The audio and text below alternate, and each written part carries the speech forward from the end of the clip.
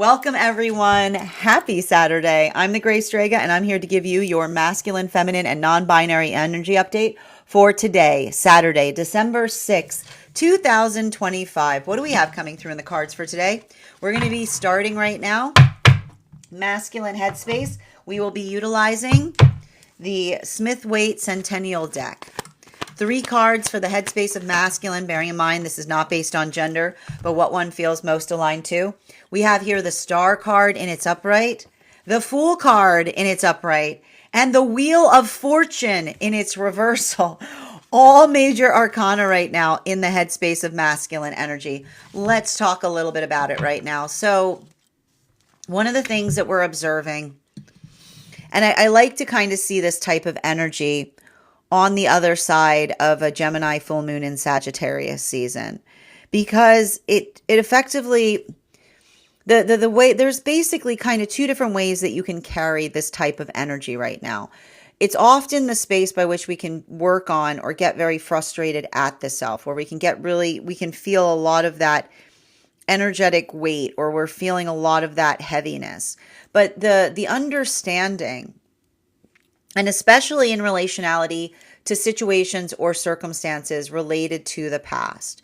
But the beautiful thing that we effectively see that often comes through in relationality to that is understanding that when we're working towards, right, like when we're working towards this space of being able to identify and recognize what it is that we're trying to do better, right?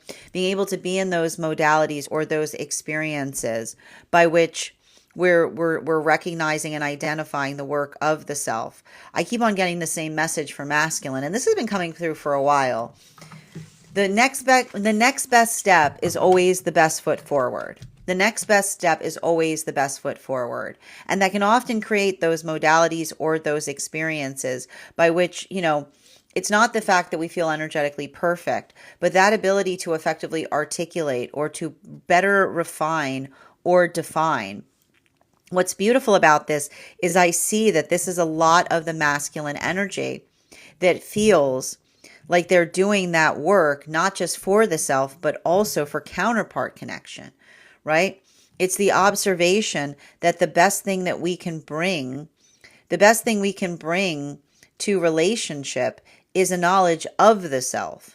Because when we have the knowledge of ourselves, we don't look to relationship to effectively define us or to try to find ourselves, but rather we're able to deliver ourselves towards relationship.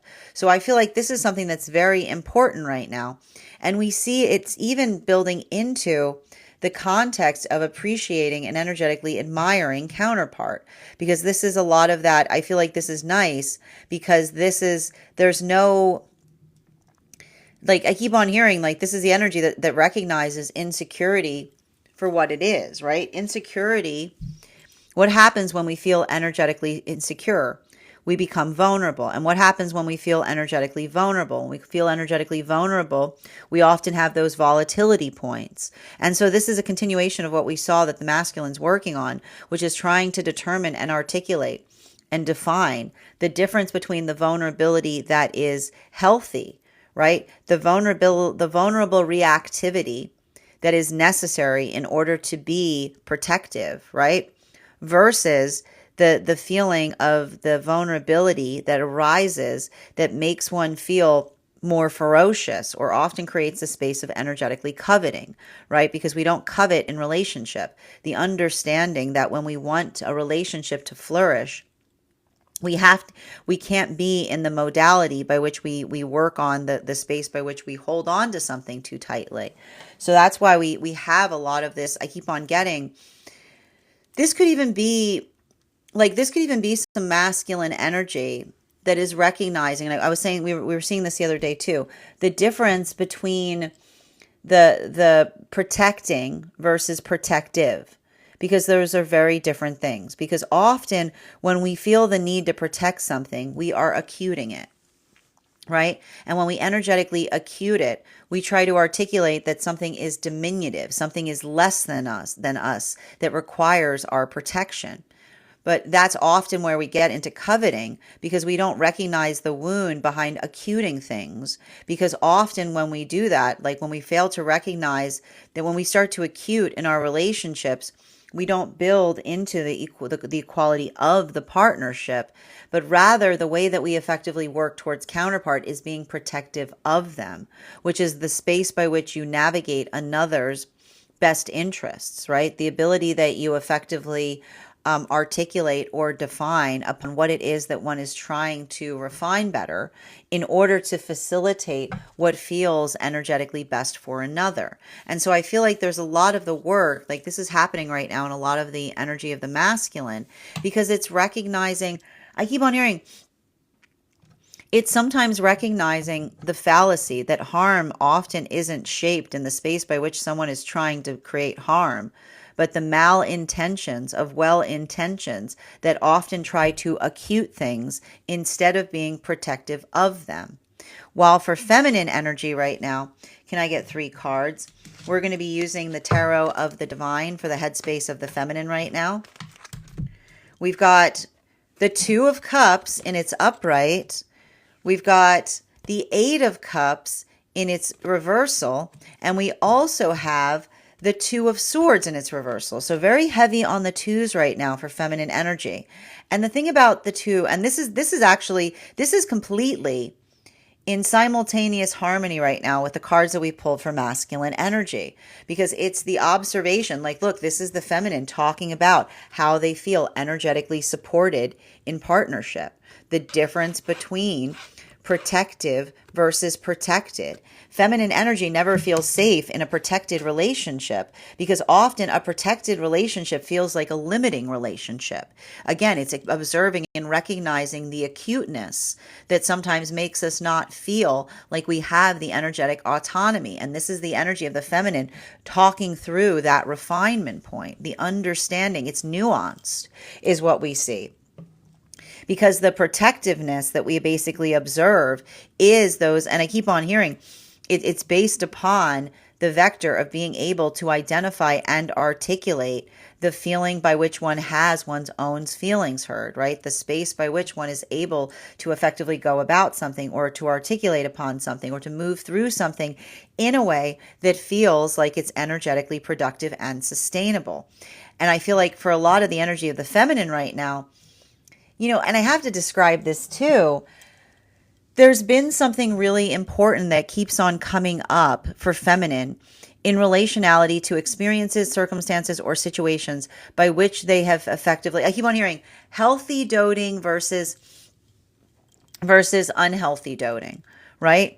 Because I keep on getting that the space by which we dote upon one another is the space by which we recognize what feels energetically consensual.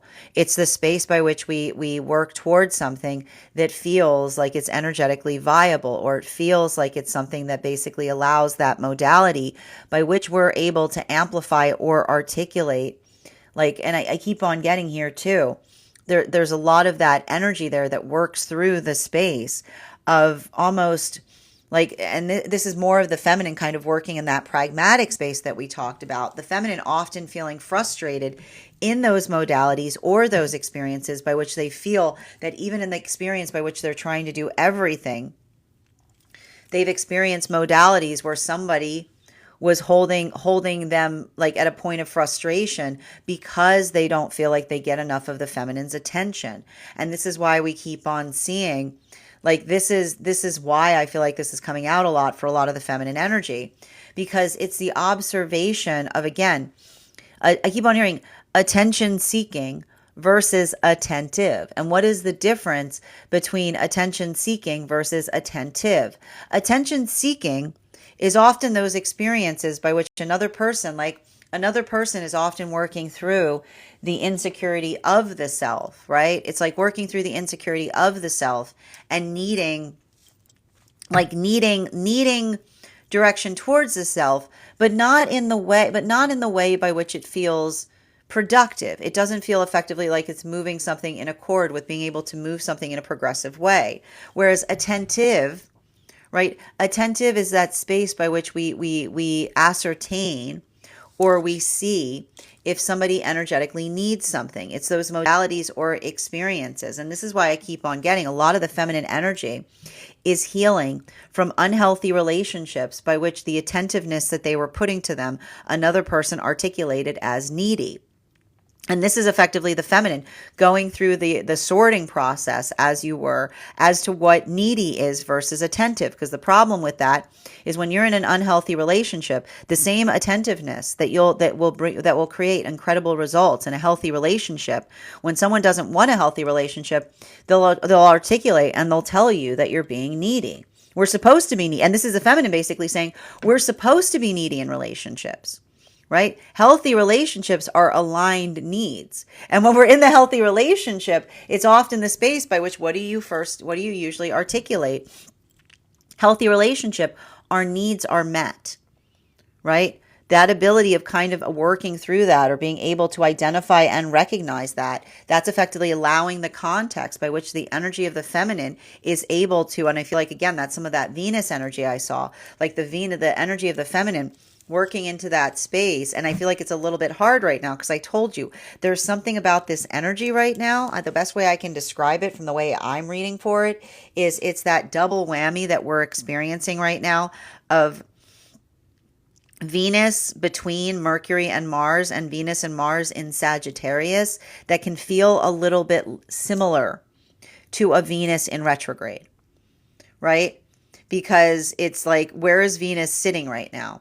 It's sitting in the pre-shadow of Mercury coming out, right? The pre-shadow of Mercury coming out of retrograde, and it's stuck between that and Mars. So it can often feel those modalities of feeling like things aren't moving fast enough, but also feeling like very frustrated at the self, or potentially navigating others' undue frustration that feels like projection. But this is why I keep on hearing that feminine being able to articulate the difference between over like attentiveness, right? Like there's that, like everything we keep on seeing in relationality to that, it feels like it's energetically productive. And I keep on hearing like that productivity is demarcated by the feminine that's able to, and I keep on hearing a need is not needy if the need is energetically consistent. It's a consistent need. Now, this brings us to non-binary energy. I will be utilizing the Aquarian Tarot for the headspace of non-binary. 3 cards, please. 2, 3. Thank you. Oh, you're cantilevered? Okay. We've got the 2 of Pentacles in its upright. We've got the 5 of Swords in its upright. And we've also got the Knight of Cups. Now, this is very interesting energy because for a lot of the energy we're seeing that's working through something now, you'll recall that in the last time we did this reading, there was something to be said with some non-binary energy navigating through aloofness is what I keep on seeing, or others misconstruing their wariness for aloofness. And that's the hard part there, because I keep on seeing that for a lot of this energy, the ability to have to hold themselves from a place of reservation is not based upon choice, it's necessity. And often the sound of entitlement is seeing another person operating from a point of need and making the assumption that it's a choice. So welcome to Gemini full moon in Sagittarius season, right? This could potentially be situations or circumstances where non-binary energy recognizes that they hold themselves energetically reserved to a certain extent, but also the observation that that reservedness having been based upon actual situations where others effectively tried to project onto them, right? That's the need to kind of hold themselves from a little bit further back. A lot of that is like if someone doesn't understand that journey, they see it as aloofness. And so I was reading even at the last time we read for non-binary, we saw that was potentially counterpart, potentially working to dispel misconceptions in the energy in relationality to how they are perceived versus why one finds oneself the way that they do. Like, I would not be surprised if there's some counterpart energy having to navigate a situation by which some other person articulates that their counterpart seems aloof, and them saying, let me tell you a little story Like, let me tell you a little story about where that aloofness comes from, because there's nothing aloof about it. It's the energy being it's the energy being wary. It's the energy being conscientious. So I see even now that for a lot of the energy kind of working through that, there's something to be said. There's something to be said about the observation of the past versus the present. And I almost would not be surprised. I wouldn't be surprised if there's conversations happening with counterpart in just the acceptance of being misunderstood. Like, I feel like that's that's like the hard part. There's a lot of heart healing that's happening right now for non-binary energy, but just the observation of coming to a point of accepting to be understood. I keep on seeing it's the energy that almost says like they have to work twice as hard so that others don't have to, right? It's like, and I feel like there's a little bit of that energetic weight there that can sometimes feel like a burden, but I keep on hearing the energy saying it's kind of it's a blessed burden, which is the energy saying like they kind of recognize like that's the territory by which they've always occupied. So I keep on seeing that I feel like this is the energy that has worked really hard to observe, not absorb, that if someone else is in the space, and it's almost like the energy talking to counterpart and saying like, if someone's in the space by which if somebody's in the space by which and this is what we mean about it not being aloofness, but wariness. Like when you see somebody is feeling reactive by being in your presence, it doesn't really encourage you to desire the need to be friendly, right? Like I almost see that this energy is constantly kind of working into that space of threat, or like threat assessment at every moment, because I almost see the fact that this is energy that's had to do a lot of work in terms of others not being respective of their boundary, because that's what often happens when another person is projecting on you. This continuing, and so there's a lot of that. I keep on getting there's a lot of that same healing that's happening through those experiences. But I almost feel like it's a lot of verbal cleansing right now, right? This could be a lot of the energy talking about how they feel or working through those experiences in some way, shape, form, or fashion. Moving back to masculine energy, again, bearing in mind this is not based on gender, but what one feels most aligned to. We're going to be using the Tarot of the Divine right now for the heart space of masculine. 2, 3. We've got the Devil card in its reversal. We've got the 10 of Wands in its reversal. And we've got the World card in its upright. So let's talk a little bit about this right now. These are... There's something very important that I see that's happening right now in the heart space of the masculine, in relationality to kind of, I keep wondering, in relationality to just effectively moving through something. Like it's processing is what I keep on getting. And it's feeling very Piscean right now in the masculine energy, which I'm not surprised about, because we've got a lot of planets right now dipping back and forth between Pisces and Aries. And I keep on hearing like this is being Piscean in the heart space of masculine is good, because it's about being able to process the feelings effectively. I almost feel like there's some masculine energy that's not even talking to this isn't even something that's potentially related to feminine, but potentially talking to other masculine about this, right? Like the difference between processing and projecting an emotion, it doesn't mean that we don't often make our feelings known, but the identification point in relationality to the condition by which we articulate that. I keep on seeing, like, the thing about it I keep on seeing is like the observation of navigating another's misconceptions. And I keep on getting that this is a continuation of the work of the masculine that says that the journey of becoming masculine should not be one that you shed the emotions, but instead the fact that you process them. But often there's a misunderstanding with those who see a masculine processing their emotions effectively, King of Cups energy, being like, why don't you have any? And being like, it's not the energy. This is what we talk about with the real stoicism. Stoicism is not disassociating, being like, I did it. I don't feel anything. I've succeeded. Like, no, like, no, no, no. Never further are you from being strong than when you just turn something off, right? The ability to find strength is not by not doing something, it's by working through the energetic frustration point, right? It's the ability, and what happens on the other side of that, incredible things. Like when we're able to push through our frustration, what do we find there? Excellence, right? Like your excellence is just waiting on the other side of your frustration. So that ability of being able to identify and recognize that, I feel like that is the energy that understands that, but it's understanding that it's not just the frustration that we feel for others, it's the frustration that we feel about ourselves.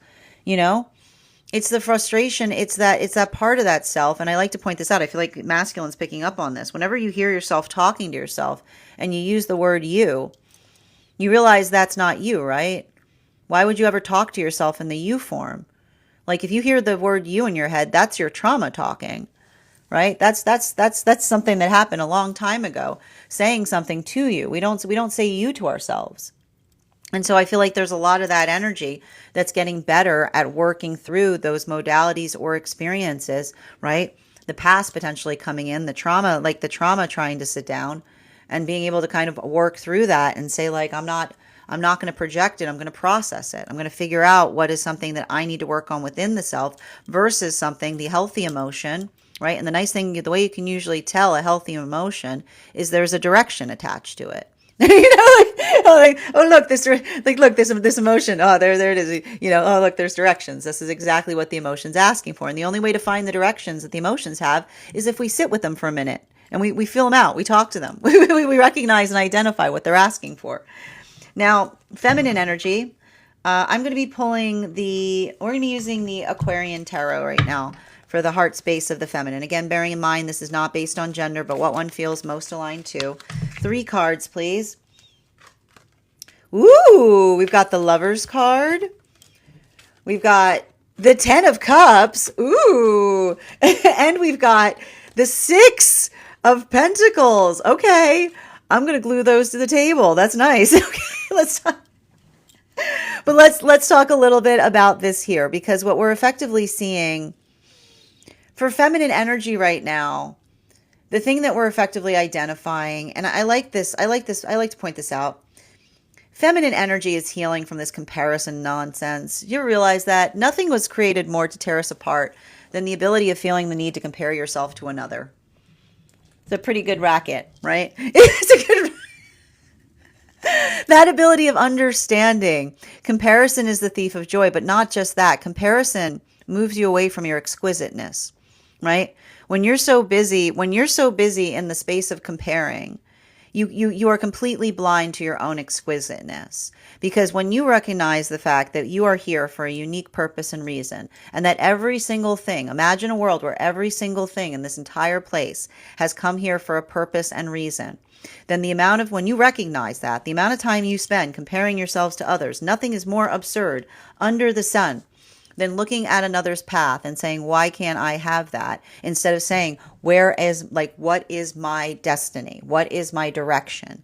And so I keep on seeing that for a lot of the energy right now, that observation, I would not be surprised if feminine energy is experiencing comparison things and being like, I'll see you later. Like, you know what I mean? Like, I'll say goodbye, goodbye, gotta go, because it's the energy. It's comparison, right? Like it's not when you have to compare to do something, and you're not doing it, it means you're not doing it from your heart, right? It's not about comparison. It's about feeling. It's like, I feel like there's a lot of the feminine that's going through a heart opening and being able to articulate upon the things. And when we talk about heart opening, it's frustrating, right? It's frustrating because it's upon that observation or that understanding of being able to truly feel the love for the self. And that love for the self is one that feels like it shares. And so that's why we talk about the space by which the more that we love ourselves, the more of a bliss state that we create for everybody around us, because the love that we find inside of ourselves can't stay there. That's the thing with love. Love is like, love is very, it's very sneaky like that. It can't stay within us. It gets everywhere. It's like, it's not something, once you have it inside of you, you start to find it everywhere. You can't, it just, everywhere you go, you find, you leave that trail of love there. And so this is a lot of the energy that's I feel like this is almost the feminine energy saying, like, those observations or those circumstances or situations by which, if you feel the observation of not finding the love, this isn't the feminine that says, like, where's the love? The feminine goes, I guess I have to bring my own, right? We bring the love that we feel to things. And that is the space, like, when we bring the love we feel to things, then beautiful things occur. And I keep on seeing the problem at that, and feminine's picking this up, is you can't build love for yourself in the space by which another person doesn't love themselves, right? That is the space by which, again, this is why feminine is doing that work of understanding and recognizing modalities or experiences by which they feel energetically appreciated. Because that sense of energetic appreciation, or that space or that place of doing so, I keep on seeing that for a lot of the feminine energy, this is, and I keep on hearing, if someone is not in the space of appreciating you, right?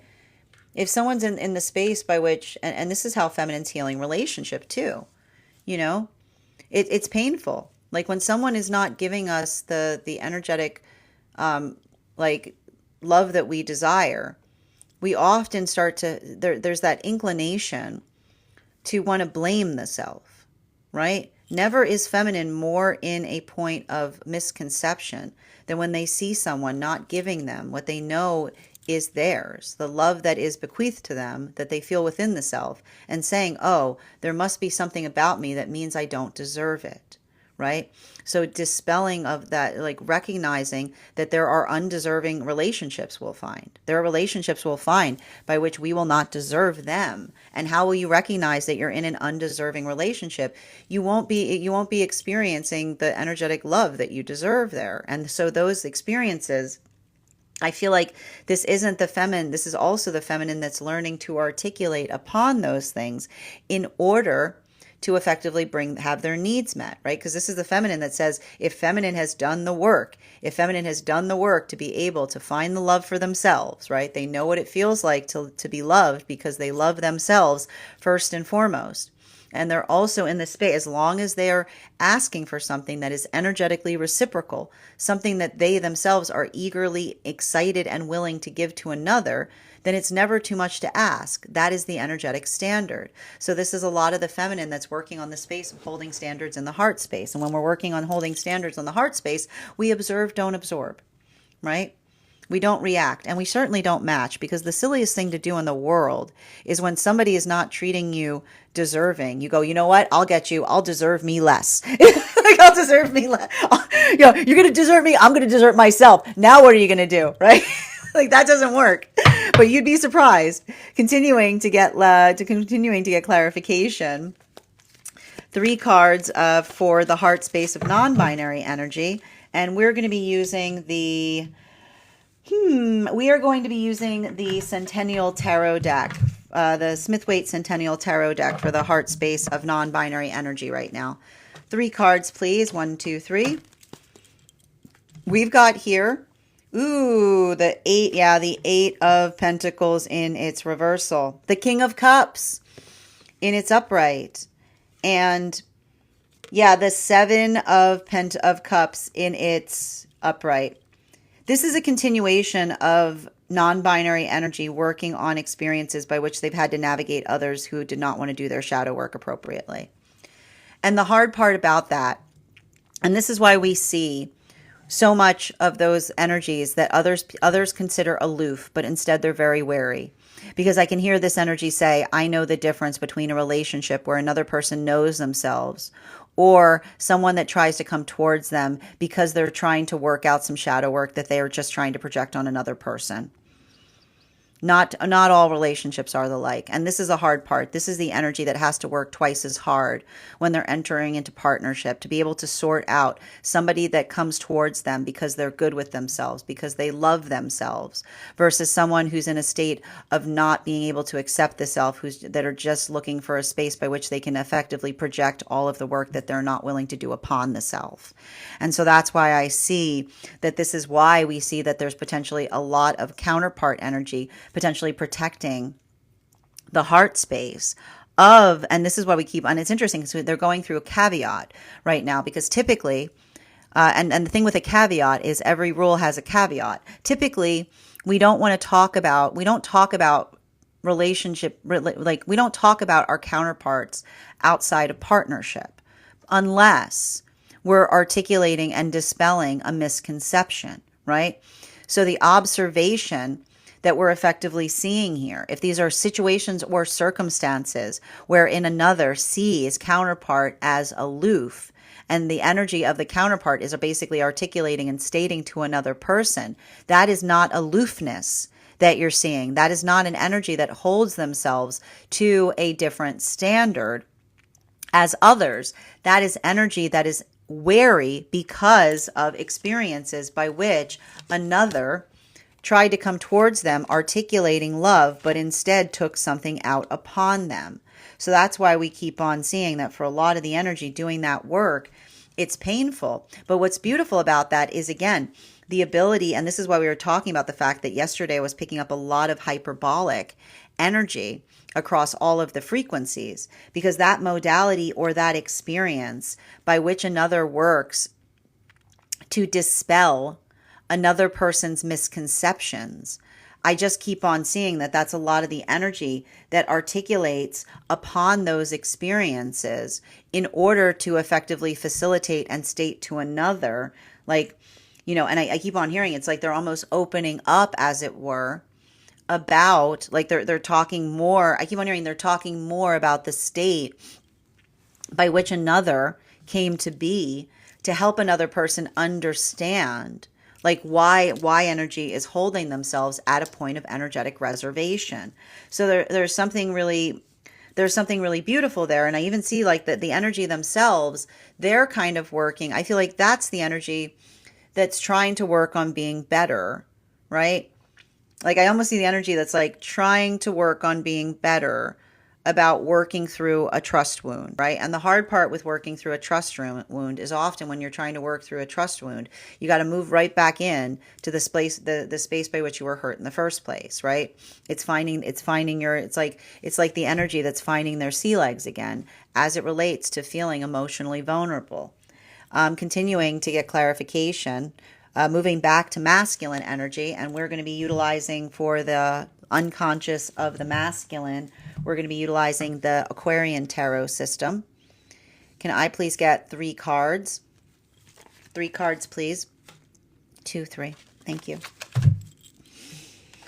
We got the 8 of Cups in its reversal, the 3 of Swords in its upright, and the King of Pentacles. So what are we seeing right now? I feel like every time I read for the heart space of the masculine, I feel like there's a lot of this energy of masculine feeling like there's some kind of point of unfairness in relationality to having to undo the damage, in relationality to what they were taught versus what they now recognize that they need to embody, right? There's a little bit, I keep on hearing, never are we further away from our authenticity than when another person tells us to suck it up, is what I keep on getting. Because I keep on hearing the misconception. I keep on seeing that there was a grave misconception that's occurred with masculine energy, with someone falsely, like the false illusion that stoicism meant becoming stone, right? Stoicism is not becoming stone, because stoicism, when we become stone, becomes the space where we're unfeeling. Learning how to turn off emotions is not a gift. It's dangerous. We're never in more danger than when we effectively learn to turn off our emotions. Everything we're given is a gift, right? So the ability to turn off an emotion is basically turning off a gift that we're given. And the ability to understand the way that we become stronger in our emotions is to allow ourselves to feel them in order to heal them. You have to kind of work through, and it's hard, right? Because it feels awful when you're experiencing them. They can feel overwhelming. But the ability to sit and to feel those and to realize that you're safe in feeling them, like that is how, like the shape of the heart that can navigate through the pain of emotions experiences the same direct capacity in relationality to the capacity to love. Our ability to love is directly proportional to how much emotional pain we can carry, because that same feeling, the same heaviness of the burden of the pain that we experience, calibrates for how much we're able to be energetically vulnerable, how much we're able to give. And so I feel like for a lot of the energy working through those experiences, it's like I almost feel like it feels more akin. It feels more akin right now for masculine, almost like a solar plexus opening, which is like not, I keep on hearing it's not the space of trying to wait for a feeling to go away, but rather just allowing yourself to be in the experience of feeling it and to recognize the fact that you're energetically safe in that feeling. So, and I feel like in a way, and I like to point this out, sometimes when we feel emotionally overwhelmed, it's hard to communicate, but understanding that the spirit, like working towards us, the spiritual self is not about 1 minute it's there and the next minute it's not. It's closing the distance, right? It's closing the distance in relationality to how much time it takes us to feel those things and not feel energetically overwhelmed by them. So I just keep on saying that a lot of the masculine right now are like kind of working into the space of saying, I'm safe in my own heart space, right? I'm safe in my own heart space. Anything that my heart can make me feel, my body is energetically equipped to feel. I'm safe in that. I'm safe in that space. So I feel like there's a lot of the energy that's working through those experiences, but also potentially carrying the weight of the past by which they may have not necessarily been able to feel that as well. And that's what we talk about a lot in the space of, like, I like to point this out. If you have regret for things, congratulations, right? Because that's the observation of being able to grow.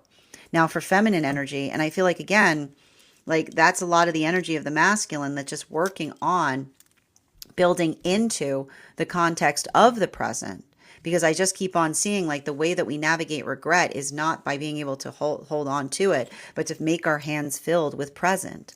Continuing to get clarification for feminine, again, bearing in mind this is not based on gender, but what one feels most aligned to.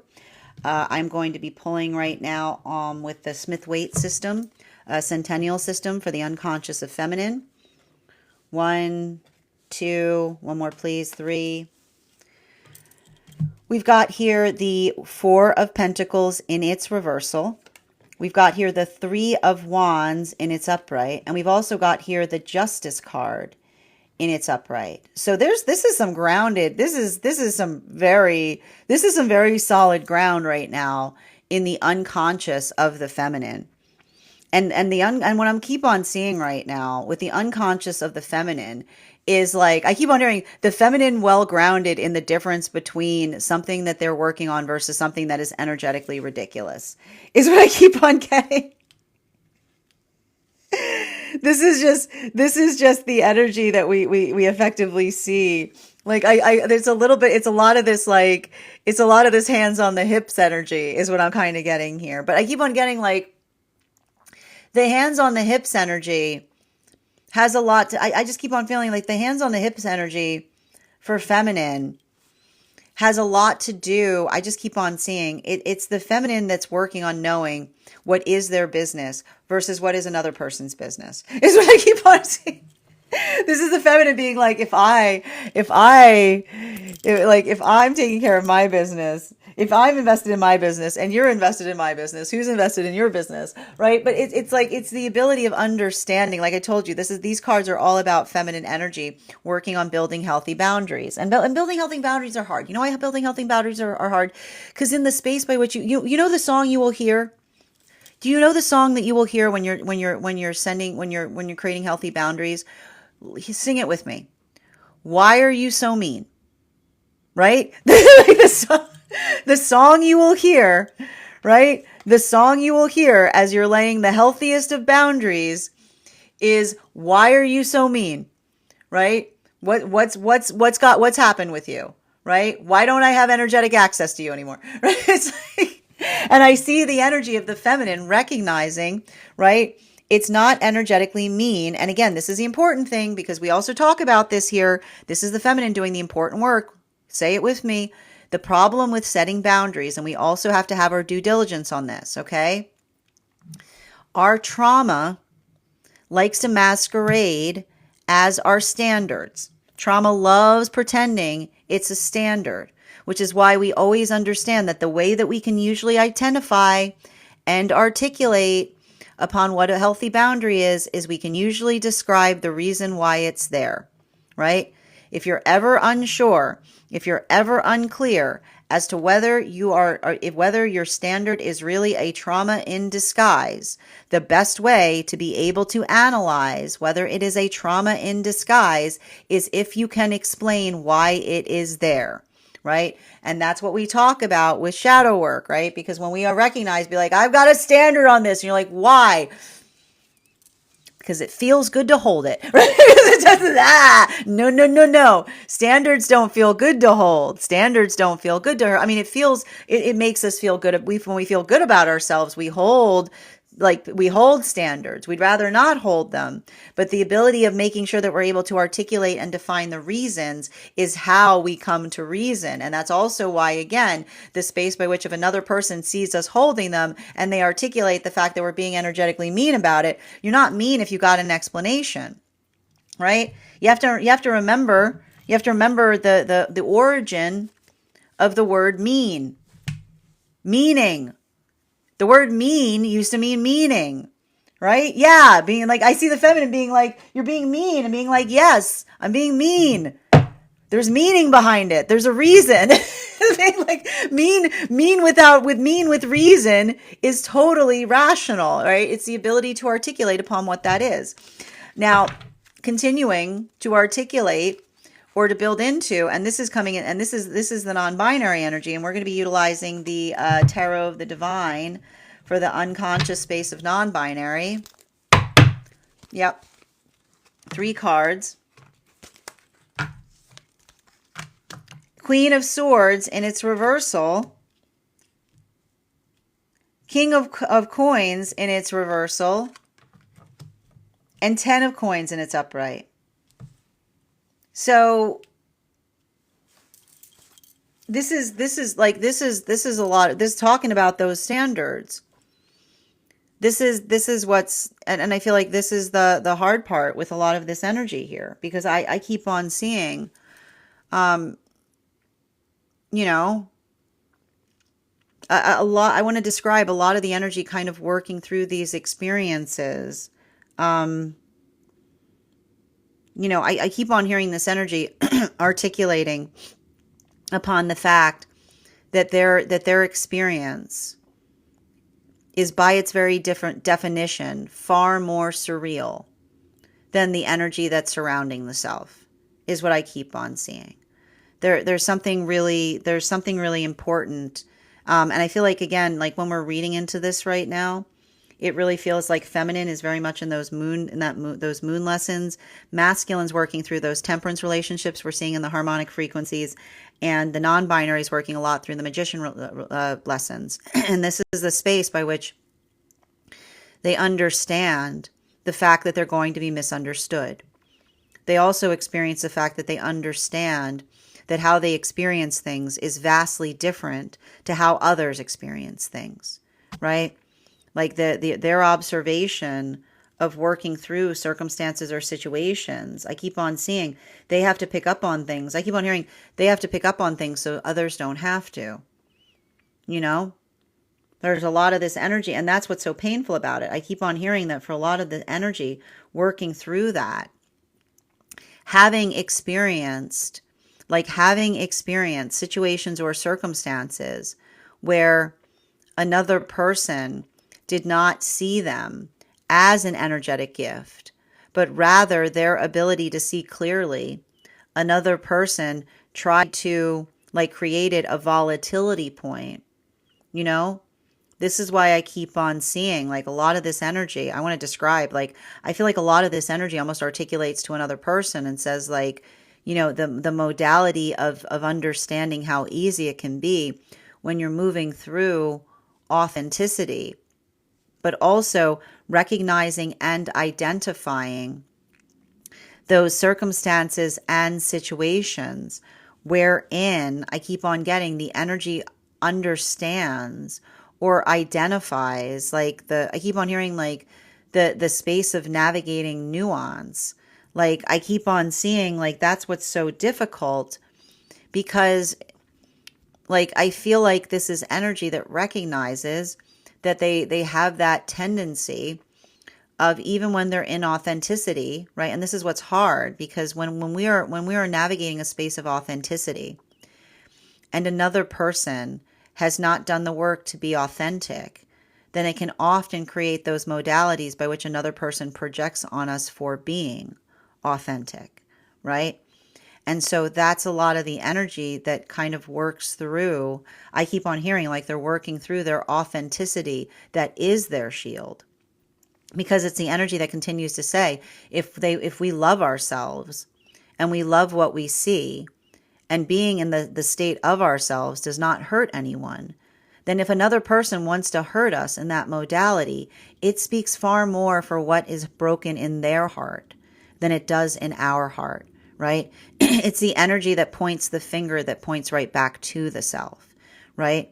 And that's why the energy almost articulates and identifies and says they work on their authenticity, often so that others don't have to, but also the recognition point of understanding, like they understand the condition by which they exist. They understand the energetic complication.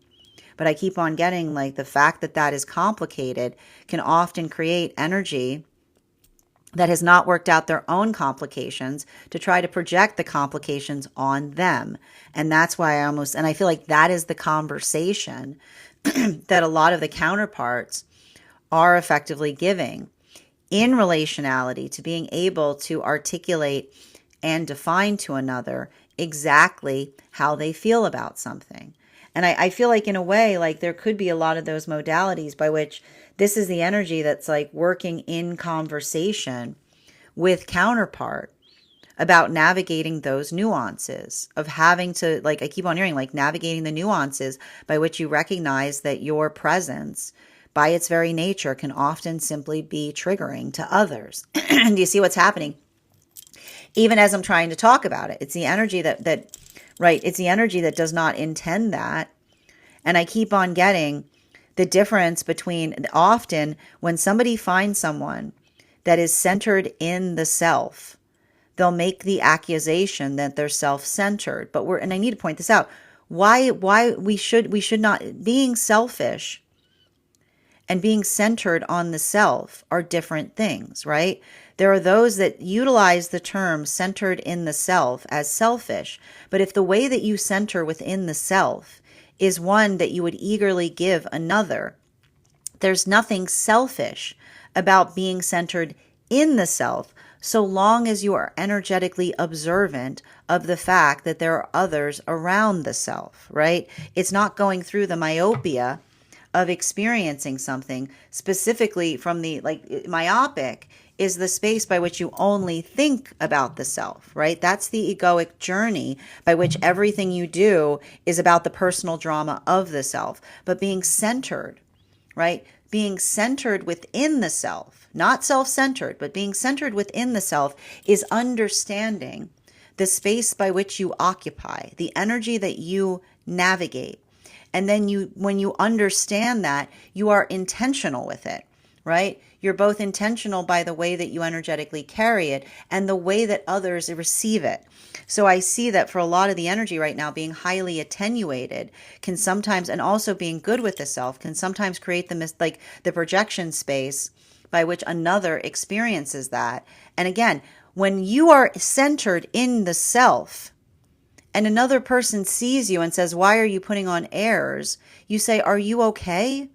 right? Because it's not the observation, it's the space of understanding what that means when you receive it in that way. And it breaks your heart. And so that's why I keep on seeing that for a lot of the energy right now, I feel like that's what I meant about the relationships or the situations, having to feel like I keep on hearing like the energy that holds their heart carefully and preciously, but I keep on hearing not out of the desire to, but out of the necessity. Continuing now, bottom of the deck messages for masculine, we've got, it's already up. Yeah, and it's funny too, I need to point this out. I didn't even have to turn the bottom of the deck up. It was already out. It's the Nine of Pentacles in its reversal. It's a continuation on the vulnerability gap.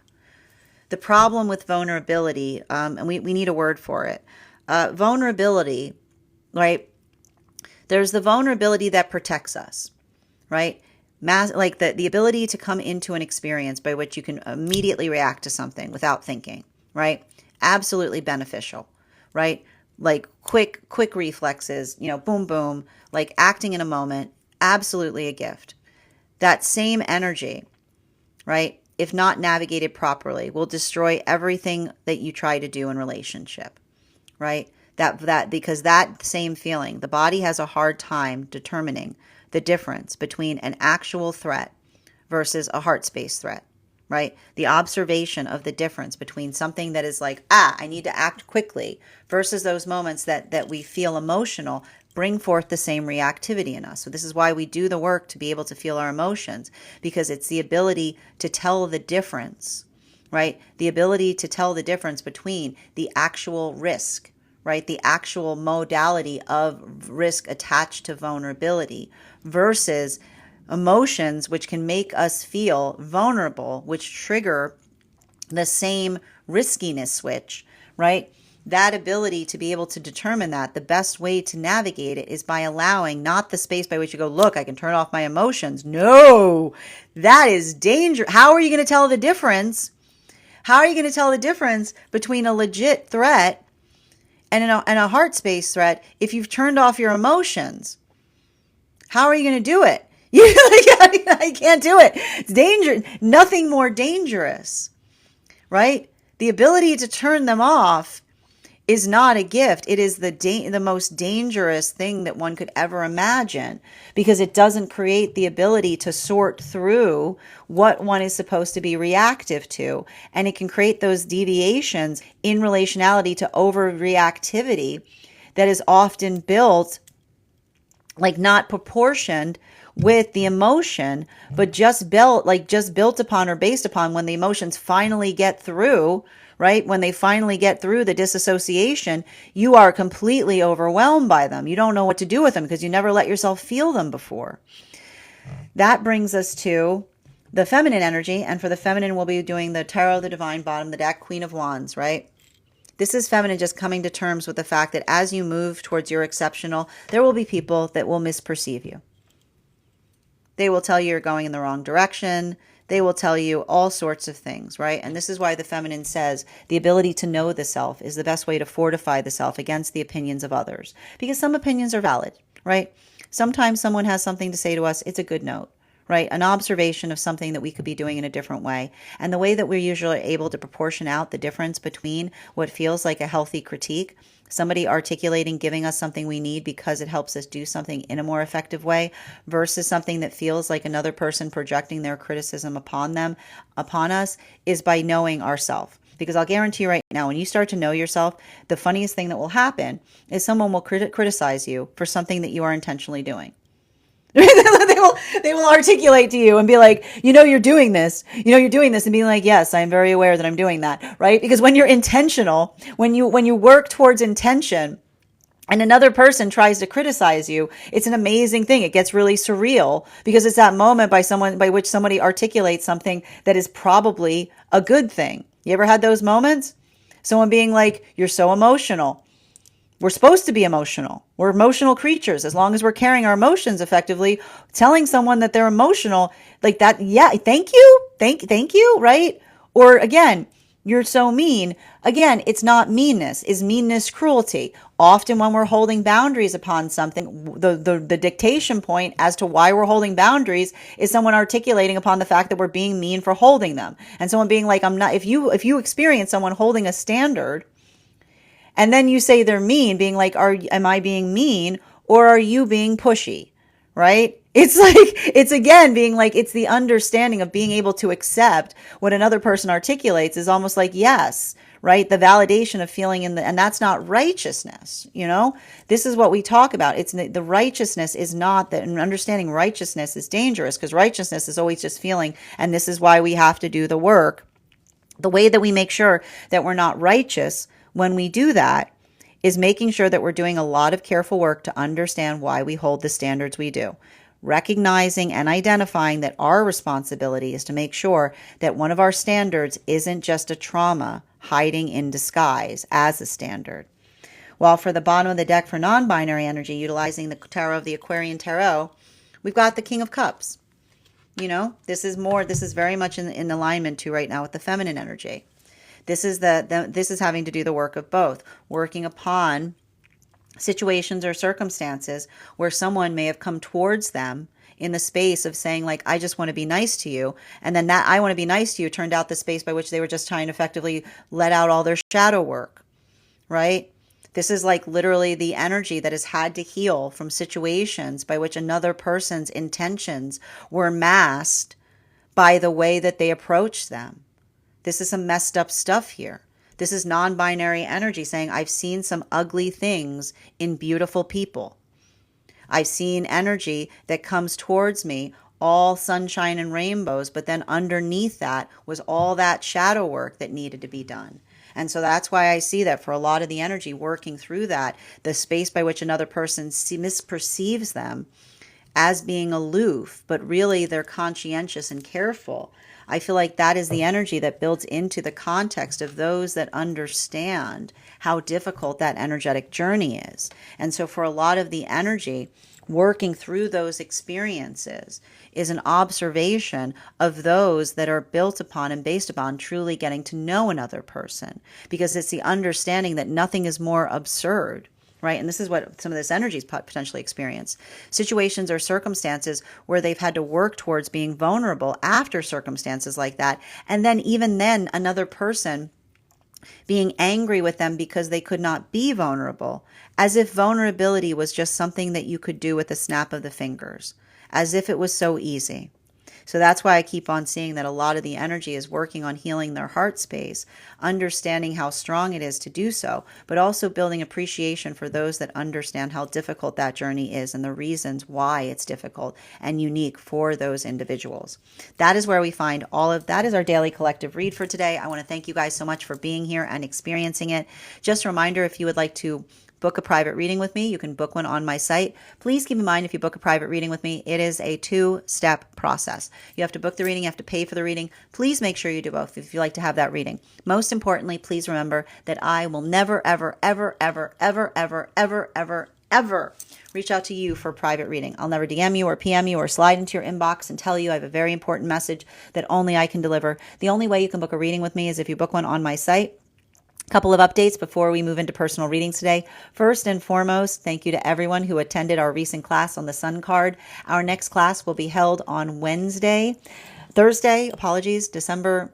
18th at 6 p.m. PST, 9 p.m. Eastern. We'll be continuing our studies into the tarot with a focus on the Judgment card. If you'd like to become part of that tarot class program, all you need to do is head on over to my stack and become a paid subscriber.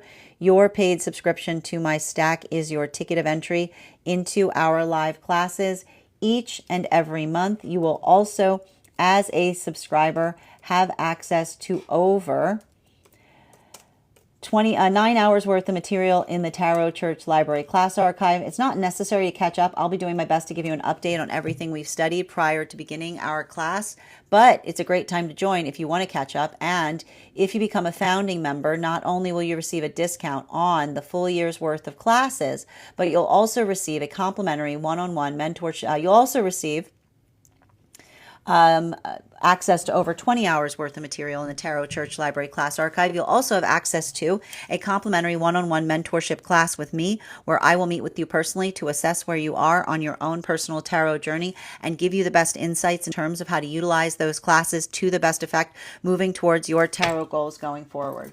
One of the things I tried to do in these classes was make them accessible to the absolute novice tarot reader as well as the seasoned reader. There's definitely something there for everyone. Don't let your lack of experience or your robust experience prevent you from joining us in these classes. And even if you don't become a paid subscriber to my stack, I would encourage you to follow me there to stay up to date on any new offerings or services. I also post my weekly newsletter there, which will let you know about my in-person events and my online live schedule. I also post my mystic meditation articles there, which give you updates on everything we've been seeing energetically in the cards in article form. I just released one this week on navigating this full moon energy that we just experienced. I also want to invite you to join us this August 8th through 13th, as we will be doing a very special tarot retreat in Italy. We are going to be traveling to the place by which the tarot was originally first discovered to understand and work deeper into the cards, but not only that, being able to explore the culture that allowed the cards to find a home in the first place. We will be studying in Tuscany, Rome, and Florence. And if you are interested in joining us for the month of December, anyone who signs up will be receiving an additional discount to that retreat. You can find all of that information over on my stack or over on my tree with links in it in my bio. I also want to let you guys know that on top of my standard life path readings, I also offer mentorship classes. These are for any of my students seeking a more personalized educational experience with me. I take a very limited number of students for this reason, as those classes are focused on each individual's personal spiritual goals and journey work. Those classes can be purchased on an individual level or as a monthly class series, weekly or bi-weekly, as your schedule permits. Also, for my students seeking more consistent weekly tarot support, I'm very happy to offer weekly tarot insight packages. That is a package of 4 30-minute readings, again, weekly or bi-weekly, as your schedule permits, so that you can stay more consistent on your personal journey. I'm also very happy to now offer dream interpretation readings, which can be purchased per dream or as a series. If you purchase a series, I would encourage you to keep a dream journal, as we will meet weekly or bi-weekly with that journal, and utilize the tarot to understand the key themes and messages coming towards you in the dream space. I want to thank you guys so much for being here today and sharing in these messages, and we will do this again tomorrow.